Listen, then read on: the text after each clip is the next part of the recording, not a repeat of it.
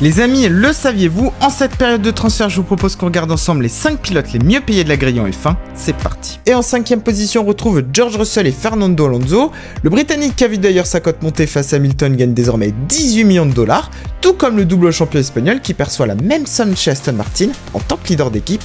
Enfin, si on peut l'appeler comme ça, étant donné que celui qui est en CDI dans le team, c'est bien Lance Stroll.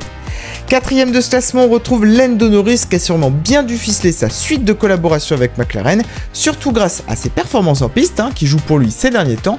Il peut en tout cas compter cette année sur un joli chèque de 20 millions de dollars tout rond. 3e position pour Charles Leclerc avec un salaire qui atteint les 34 millions de dollars, un montant qui devrait être évolutif d'ailleurs, puisqu'on se rappelle qu'il a signé jusqu'en 2029, il pourrait atteindre à ce moment-là près de 50 millions. Et après ça, c'est le top 2, on commence par Lewis Hamilton qui perçoit lui 45 millions de dollars, on parle bien du salaire fixe, il a d'ailleurs pas touché de bonus de résultat, car pas de victoire pour lui en 2023.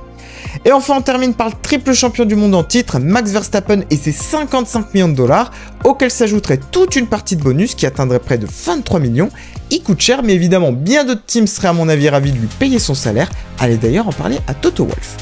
En tout cas, avec ces chiffres, je vous parlais là que de la fiche de paye. Il y a aussi évidemment tous les à côté qui font grimper tout ça, les bonus, les sponsoring et j'en passe. Ce qui est sûr, c'est que ces millions, ça nous fait rêver et tourner la tête. Et si ça t'a plu et pour plus d'infos ou d'anecdotes comme celle-ci, n'oublie pas de t'abonner.